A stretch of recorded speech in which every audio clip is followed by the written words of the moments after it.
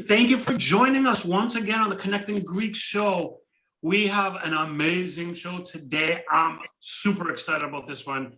When we find like talented, cool, beautiful, just so many words can describe this guest that we have today. It just makes me so excited to be able to, whoever doesn't know her, I'm sure many out there will know of her, but if you don't, get ready for a treat. She is amazing.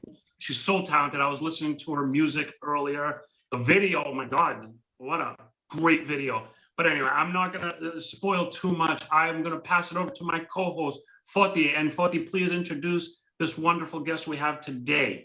Absolutely, Ari. Thank you so much for that beautiful introduction, because I like it when you're excited, because when you're not excited, it's not going to be a good show. But the fact that you're excited, sometimes you're a great show. A lot of people can tell when I'm really excited, when I'm not, and I've noticed that in past episodes. But yes, thank God, I am super excited today because it's going to be a good one. And as Connecting Greeks, obviously, our goal here is to bring Greeks together from all over the world who have special talents, who make big impacts, and we're so proud that as Greeks from America, the fact that we're coming across so many other Greeks that are doing great things just makes us even more prouder, if that's the word to use, right?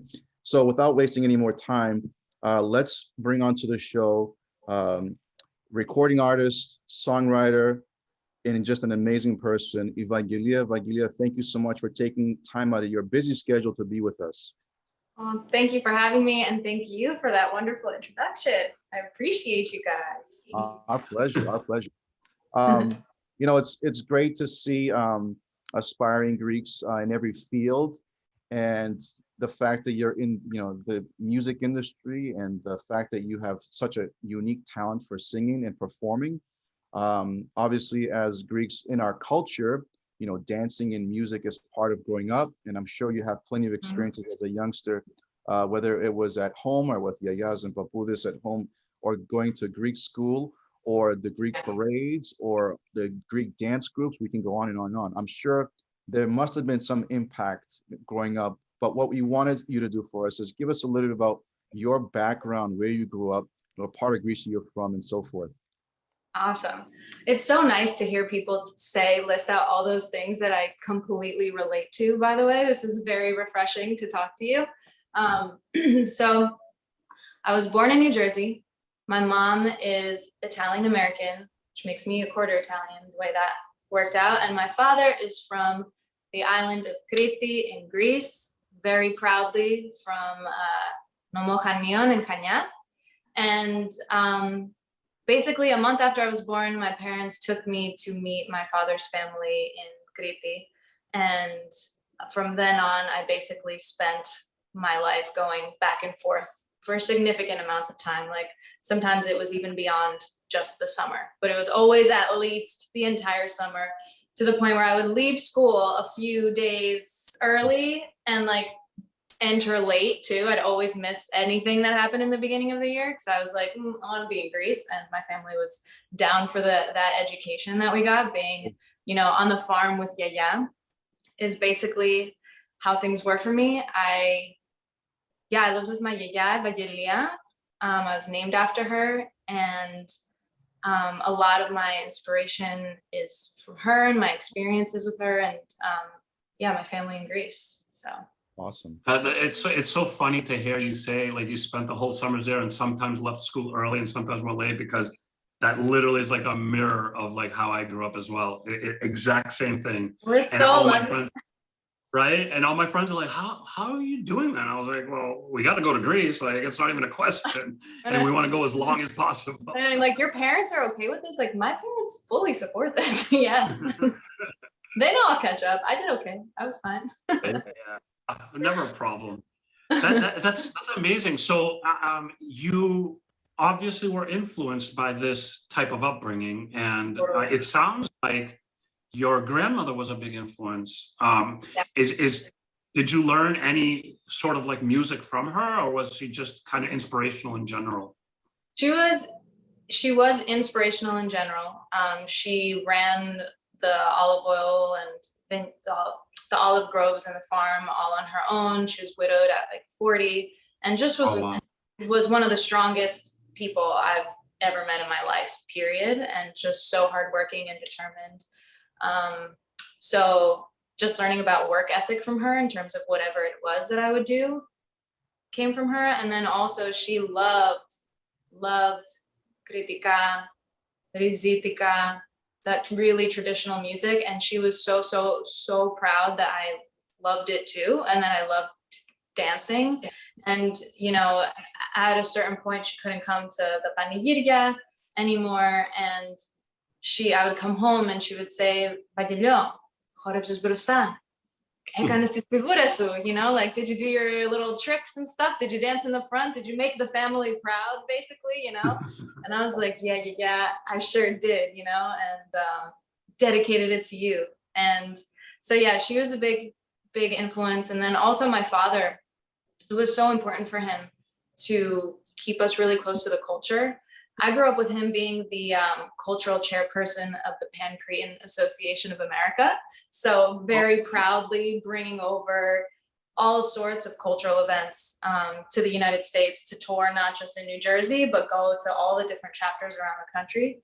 So I've had musicians, theater people, you name it, staying at my house since I was younger, and just being around all types of Greek culture and music and appreciation for it. So That's so cool.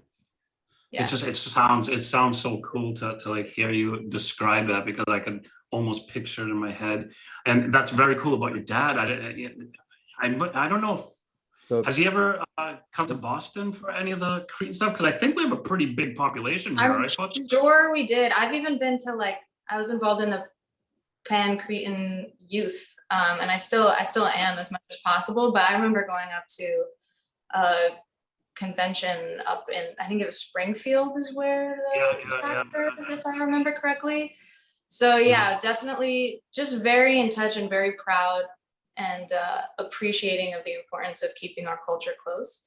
Because it's hard, you know, here in the US, you're around so many different cultures, and that's amazing. It's something I absolutely love about living here, is the exposure to all of that. But in that, you also have to work a little bit harder to keep what's close to you So true. close, and also sharing it with people. So I saw with other people that this is true, and I want to know with you, whenever your parents may be from different cultural backgrounds, it always seems like the Greek is the dominant one. And your dad's Cretan, so that makes it like extra dominant. Do you find that was the same thing in your upbringing? Yes, that was absolutely true. But what I will say and give my mom credit for is that she loves the Greek culture and the Cretan culture, and she actually learned the language. So she can have a pretty full conversation in Greek, even better than some Greek Americans that I know. And she's not even, you know, by blood. And she was all for us going to Greece and fully supported. And, you know, with her, I think it was nice marrying into such a strong culture when she did, because the Italian side had been kind of lost generationally. It was my great grandfather that came here. And unfortunately, it was also a time when immigrants didn't want to keep their culture with their children, because they didn't want their children to be harassed or bullied for it. So unfortunately, that language and a lot of it was lost. And for me, I have to go out of my way to connect with my Italian roots, in a sense. Like I've taken Italian because I wanted to learn it. Now I speak it, not the way I speak Greek or English, but I just had to try a little harder. So, but yeah, the Greek was definitely much more dominant and much closer, especially because my entire dad's immediate family is in Greece still, you know, so. Cool. That's really cool. And it's great to hear that your mom was so accepting of it. And, you know, it's better that she didn't fight it, because she's not going to win against a Cretan, but the fact that she embraced it makes it all the better. There was so that's such a great story about your younger days.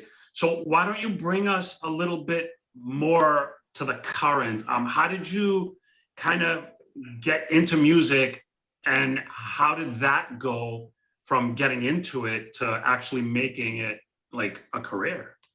Yeah, so it's been a journey. It's been a journey. In some ways, it feels like some things have happened quickly, but if I really think about it, it's all been kind of brewing for many years of efforts and things. But I always wanted to be, it was always a dream of mine to be a singer. And I would, draw in my journal, like, oh, I want to be a singer. Like when they would ask me in 3rd grade, what do you want to be? I'd be like, a singer. And then I started writing my own songs in high school, and then in college I went to Rutgers in New Jersey, and I started doing any open mic that I could. I started hosting my own open mic nights, and then I started kind of getting opportunities that kind of scared my dad at the time, because he was like, excuse me, this is a great hobby and I fully support the arts. However, keyword is hobby, and let's not get too crazy over here. You get your degree and do what you gotta do, get that check every month, stable, whereas my mom, the kind of more American side, was like, go for your dreams, do what you want to do. So there was kind of some like tension in that area, but I followed this path of stability, and I got my master's in elementary special ed, something that I loved and do still love. And honestly, if I wasn't doing music, the only other thing I could really see myself doing is being a teacher. I really, really liked it. And so I taught for 3 years, and after school, I spent every minute that I could doing music and I was teaching in New Jersey and going into like Brooklyn and New York and networking and writing songs and recording and rehearsing and putting on shows and doing things super independently. And things were starting to brew. And my dad also started seeing how hard I was working, and also seeing that, oh, this doesn't like sound bad. Like it's kind of has something going for her here. And at the end of my 3rd year, there were budget cuts in my district, and I was laid off. I wasn't tenured yet, so me and a lot of the younger teachers lost our jobs. And it was terrifying, but it also felt like a relief in a sense, because I was like, oh my gosh, I don't have to choose to quit. Maybe that was a blessing in disguise. To see what happens, like, because I was wondering, I got to a point where I remember looking at my classroom while my students were at lunch being like, oh, what would happen if I gave music 100%? But like, will I ever know? I want to know, but I can't like leave this. What am I going to do? And then I was literally laid off the next day. And so I kind of went in with blind faith. My mom was like, go for it, this is your chance. And even my dad at that point saw how hard I was working. And I told him, Baba, I have one life and I really want to do this. And he was like, all right, I support you. Give yourself a couple years and see what happens. And so I went in blind, and a couple months later, I met Jay Stolar, who is my life partner, non-Greek. But we met and we fell in love, and he's an incredible songwriter and producer. And for the first few months of us dating, we were like, okay, we should not work together, because that could be the end of everything and maybe not work. But there's just so much creative chemistry that it was just impossible at a certain point. Mm-hmm. And I was at a point where I really needed to figure out what I was going to do and how I was going to make my mark in the music industry and have my own voice and my own sound. Because up until then, I was kind of doing more just like guitar, singer, songwriter things. I wasn't really incorporating my Greek roots besides talking about it. And we kind of had this idea together of like, wait a second, Evangelia was like, you are always talking about Greece. You're always cooking Greek things. Like you've shown me this music. You're so proud. You love to dance. Like, we should do this. And we had the idea together of like, what happens if we tried to blend both of my worlds? And what does that sound like? We had no idea if it would even work.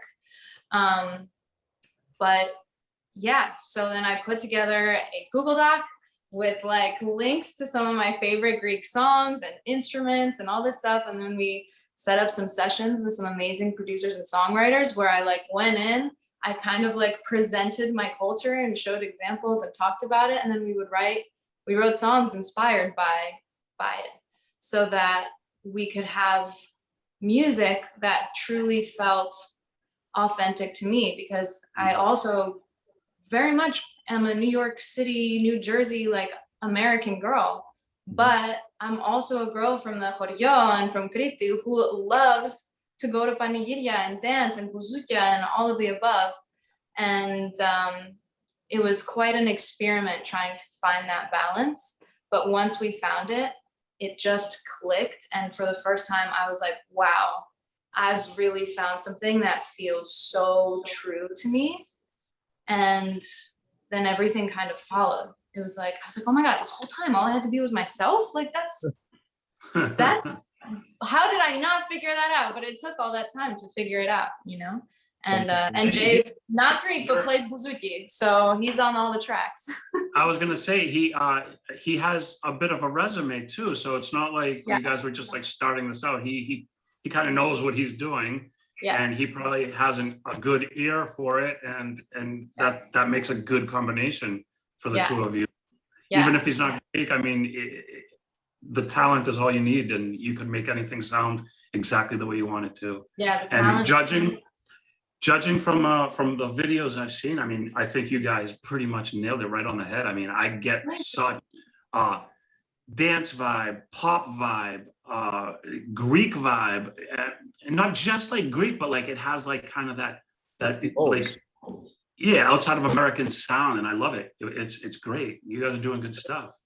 Thank you. It's been so much fun and just really cool to see it come to life. So I really appreciate that. Yeah. So okay. So that led you up to this becoming pretty much a career, and so now you said you're living in LA. Did you move there for the career advancement? Yeah. So like you kind of have to be in LA, right? Yeah. Pretty much. Everybody's out of New York and everybody's in LA. It also kind of worked out in the pandemic for us because it's a much better place to have been quarantined than in New York, in my humble opinion, because I don't like the winter. So I'm enjoying my time here in LA. But yeah, and basically once we had the sound, then, you know, moved to LA to keep kind of cultivating it, but then also wanted to really connect with Europe and kind of break the sound out there and really connect to Greece and Greeks in the diaspora like you all. And I got very, very fortunate, and I signed my record deal with Sony Music out of Germany in February 2020, just a couple weeks before the world shut down, you know, and I was just man. How different would that have been if it was delayed a little bit? Oh my God, I had all these plans for PAME PAME to go and like tour around in Greece and do radio stations and do all that. But you know what? It's all good. Everything, I'm very blessed that I was able to sign my record deal right before and kind of be comfortable and have that, take that time in the pandemic to hone in even more on my art and what I want to do as things open up. That's a good silver lining right there. Yeah.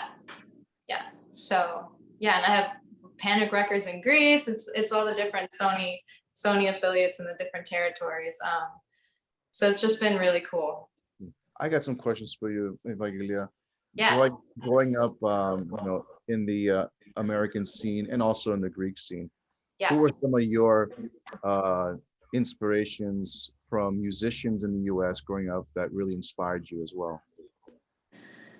So I feel like you can't hear this in my music, or maybe you can in terms of soul. But I loved, like, on the American side, like Ray Charles and Aretha Franklin and like that interesting. of music so much, because it has so much soul and you could just feel so much just by one note that these people were singing. Yeah, I just absolutely adore it. And I think what I take from it, you know, you wouldn't necessarily like connect it to my music, but I think what I take from it as influence is just really feeling what I'm singing, even though I might not be singing crazy big notes like Aretha or anything, but they have everything be very true. So yeah, on the American side, I would say that, and a lot of that came from my mom. Actually, she loved that kind of music. Cool. So, Oh, wow. and That's really cool. And on the Greek side, I mean,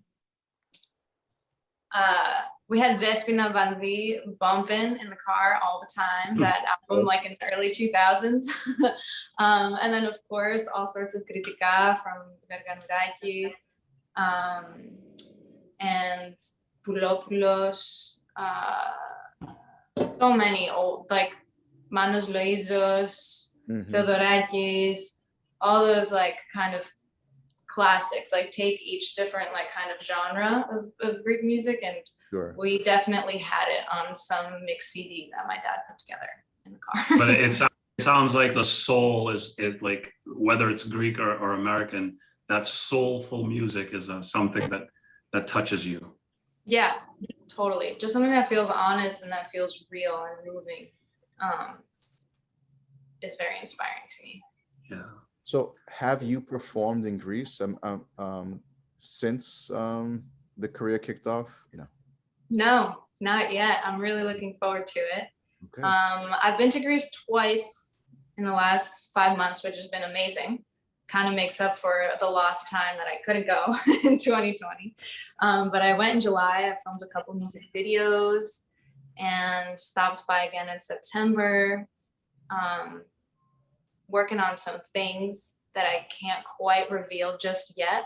That's fine. But there will be a performance in Greece soon. Oh, very cool. But you'll let us know so that we can let the audience know through here. Yes, I will let you know when I can. But it's very exciting stuff. Yes, I'm so excited. How did you find the vibe to be in Greece? Was the vibe getting better? Was it still kind of in that unknown, like what's going to happen? When are we going to open up? How are we going to get back to life? Well, when I was there, it was summer. It was like, I went in July and then I went also in September, which I think would consider both of those kind of still the summer tourist season. So a lot was open. And just kind of like mask in a store or something like that. But it felt very open and kind of free, especially like just walking around outdoors. You don't really need a mask for that anymore. So it felt good. It felt like things are on their way, and hopefully they continue to just keep getting better. Awesome. Yeah, because we talk to so many like artists, performers, different types of people that are in the business of being in front of an audience, and this whole last year is just like so much talent in front of us, and nobody could do what they're supposed to be doing.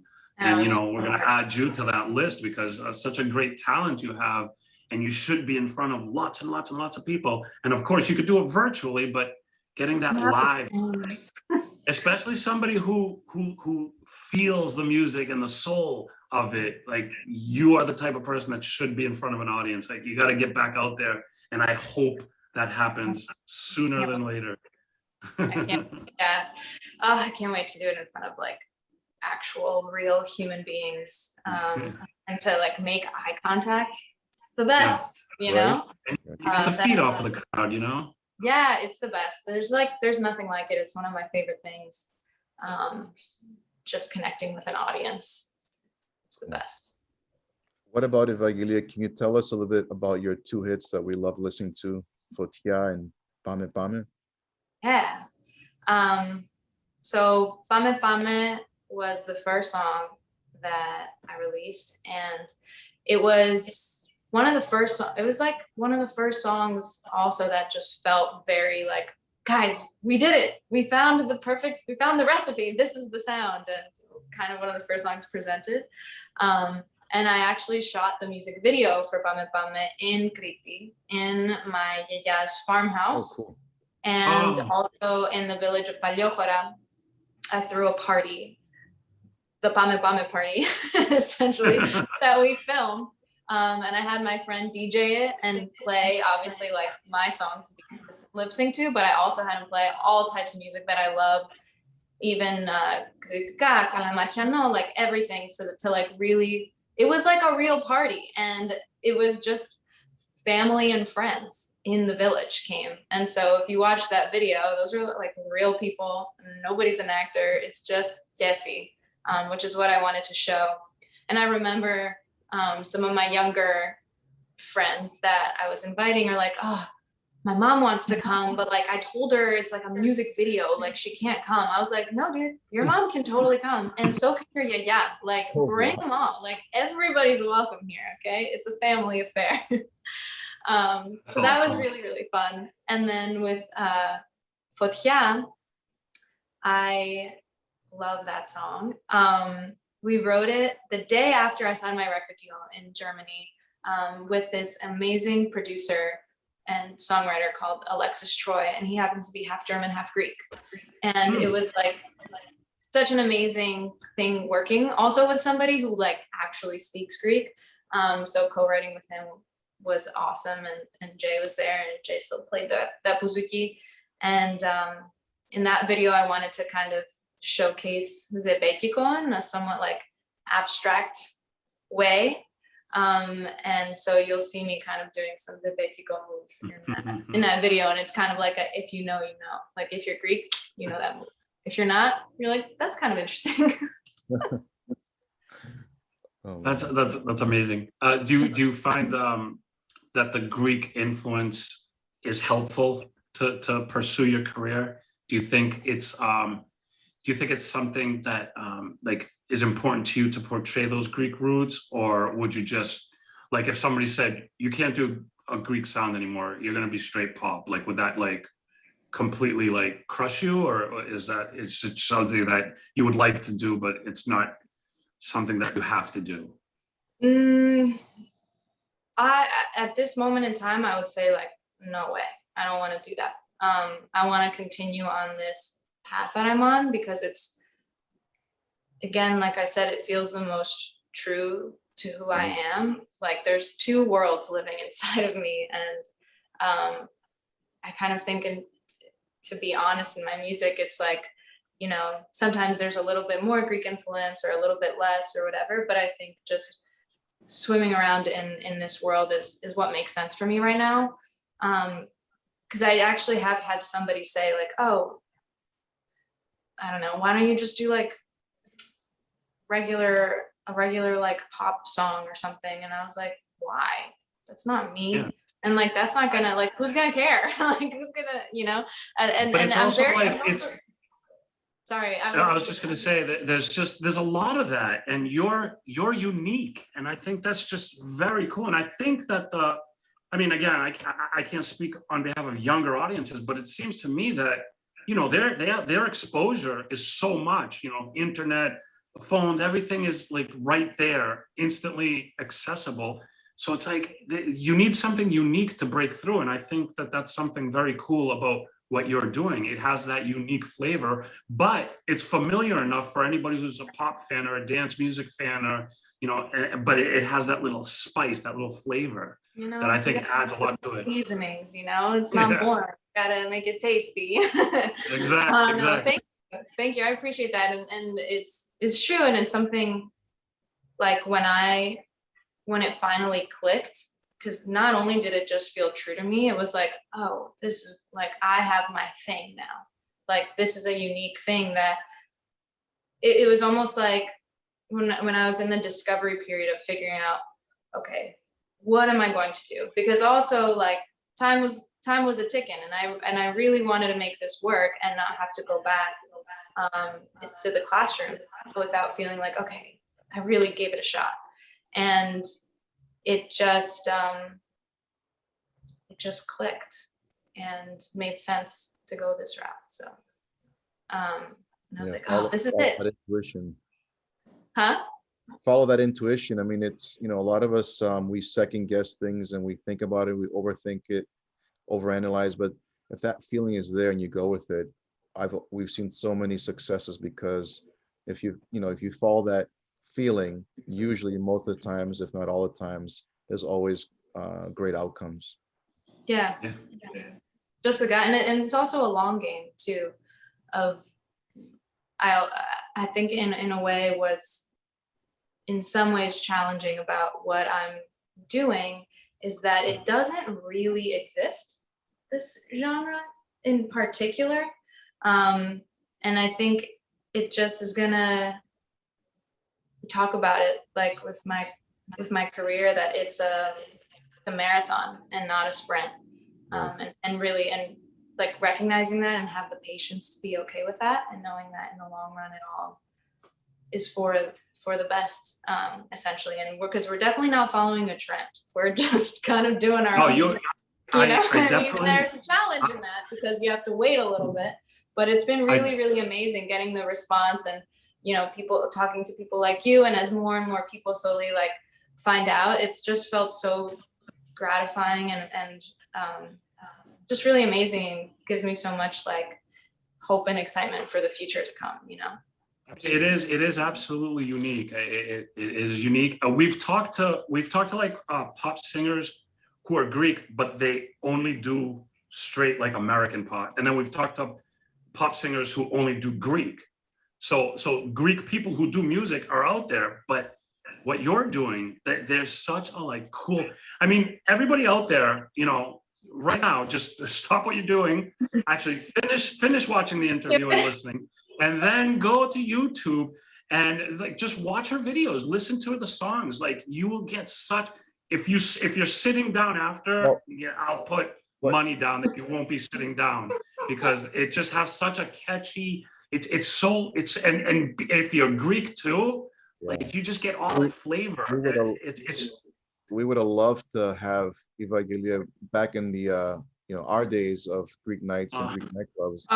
That'd be so fun. You would have. It would have been just game. We used to bring singers to these big Greek nights, and it was like just a blast. You would have been a killer. That sounds so fun. On that note, Ari, we should bring him back. I was gonna say, let's bring that back. Bring it back. Because there's definitely quote unquote more of us, obviously, because you know we're much older, so there's definitely a bigger audience. So we definitely need to we got to work on that, Ari. Yeah, we absolutely should. Once things open up, we have to do it, because it used to be so much fun. Just getting all the Greeks together, just getting that whole vibe in the building, and then having a live performer just like tearing it up. And again, like I watch your videos, I was scrolling through your Instagram as well, and I'm like, you would just kill it. You would just kill it. It would be so cool. So that's the mission. The mission is we got to bring that back. Yes. That's awesome. Definitely, as you know, as Evangelia has mentioned, now that we've actually created a nice relationship with Evangelia, we're definitely gonna bring you back constantly, if you know, without being too pushy, and would love for you to constantly update us, releases, what have you. But is there anything that you want to also include in this interview with us about anything in the near future, anything in the pipeline that you might want to? Well, there is something she said she can't mention, so we'll put that on the back burner until she can. But anything that if you can mention, let us know what's coming up. Well, another cool thing that has happened, and I think also as a result of the type of music that I make, is I am an official candidate to represent Greece or Cyprus in Eurovision. So nothing's official. We just are crossing our fingers and we're just waiting right now. But yeah, I was officially nominated by Panic Records and submitted 3 songs as options, and all of them have some traditional. You would be perfect for this. You know, and the truth is, I honestly, when I started this, I did not think about Eurovision. But if you do go into YouTube and look at the majority of the comments, they're all like, Eurovision, do Eurovision, do Eurovision. And I was like, oh my gosh, maybe I'll do Eurovision. You know? And it just kind of came up. So yeah, now I'm one of the candidates up to represent them. But it's in the hands of ERT, basically. So we'll see. So we'll see what happens. It's not like a public voting thing. It's just a handful of like record execs that choose this? No, not record execs. It's like the TV, the what's it? Oh, The network. It's like the national, it's like the public Yeah. television. It's like Yeah, they're yeah, the yeah. Eurovision committee, and they choose who represents Greece. It's And been very how can interesting. how can we influence this? Like, we got to do some campaigns and like push people to get it, like to convince these other people. Because honestly, like, again, if you haven't seen it, like, watch her videos, watch Fotiat. Like, that screams Eurovision to me now that you mentioned it. I didn't think about it before, but now that you mentioned it, it totally does. So we'll see. I would really love to go this year. Also, the fact that it's going to be held in Italy makes me very excited. I'm like, oh my gosh, a reason to use my Italian, and let's get that Italian vote, because the countries can't vote for each other either. But yeah, it would be such a dream, and just to perform on that stage, you reach so many people, and also the songs. In different interviews, like specifically about Eurovision, a lot of people have asked me like, oh, like, what's your, what did you do for the Eurovision song? And I'm like, honestly, I didn't really do anything different. I just wrote music for me, for my album, for future singles, and chose what I thought would be the strongest 3 for Eurovision. Because if I go on that stage, I need to be myself and be my true artist self and kind of do a performance that I would do, whether it was on Eurovision or some other stage, in a way, if that makes sense. Like, I didn't try to write a song for Eurovision and put that kind of pressure on it. So I think all the songs feel very authentic and true. And as a result, the performance will come across that way if I go. Absolutely. So. I mean, we are definitely keeping our fingers crossed for you. Thank you. Yeah, so we'll see. That's kind of, what's coming up. I do have a new single that'll be coming out sometime in November. I'll let you know. Yes. And then a special surprise sometime in December, which I will let you know about. Awesome. And in the meantime, we just wait and see if Eurovision happens. That's going to definitely, Sure. affect my plans for 2022. So I mean, you get into Eurovision. I mean, that boosts you onto like the world stage. Like, that's pretty huge. That would be so cool. And we need it. We need a Greek to win. I would love Always. to, I'll do my best. But it would be so cool. We'll definitely support you in every step of the way. Thank you. Yeah, I mean, if it didn't happen, like, there's absolutely no stopping you. But if it does happen, that would be really cool. Yeah, no, I appreciate it. Yeah, I put it in my head. I'm like, you know what? Whatever's meant to be will be. Either way, I'm gonna continue on my path, and music will be released, and it's all gonna just keep going. Just the fact that you said that the TV, whoever people have edited, are the ones that choose it. It's like, okay, how are they qualified to choose who's going to represent? I mean, shouldn't it be like voting or something? You got to change the politics in that one, buddy. There's a lot of politics that go into it. But yeah, so we'll see what happens. I have a chance. There's also a chance I could go with Cyprus as well, which would be really, really amazing. And I also just think as like a Hellenic Greek person growing up in the US, like, you just feel a connection to both Greece and Cyprus. And also, like, I feel like Crete and Kipro, we just have like this understanding, these like strong island, proud name, like Crete is kind of its own island nation too, Yeah. So I would be honored either way, to go for Greece or Cyprus. So I'm lucky that there's kind of 2 opportunities in a sense, and we'll see what happens. Whatever happens, happens. But whatever happens. Well, this was I don't know, Ari, I don't want to cut you off, but for going into this after this amount of time with you, I mean, we're even more prouder and more amazed at who you are as a person and all your talents and skills, and all your endeavors. And we wish you much success in everything you do. But we always want to ask all of our guests on Connecting Greeks. We asked you some really fun questions before we wrap up the interview to get to know you even more as a Greek. A Greek Great. American. All right. And if you've seen our past episodes, sometimes these throw our guests off, but they're very basic, simple questions as a Greek. Okay. Evangelia, can you tell us, into our audience, your Yes. favorite and least favorite Greek food? Okay. Favorite, kolokythokeftedes. Least favorite, arni. Oh, You're just like a lot of people I know. and the Can't do reason it. is it Huh? flavor, texture, taste? You know, I can't do gamey meat. I can't do it. I especially can't do lamb. Like, I know it's a sin. I know it's a sin. I'm sorry. I thought you were gonna say that, looking into that little shoot's face is what gets you before you ask. It is, I'm like, I grew up, these were my friends. And every summer I come back, I'm like, where did he go? All right, that's so the Kolokythokeftedes was a first for us, I think, in our segment, and the Arni was a first on the least favorite in our segments, which is cool. We like Nice. diversity.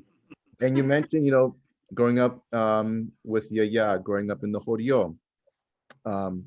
Were there any sayings from your Yaya, your dad growing up, that still stick with you as being Greek? Any Greek sayings that maybe you remember that you want to share?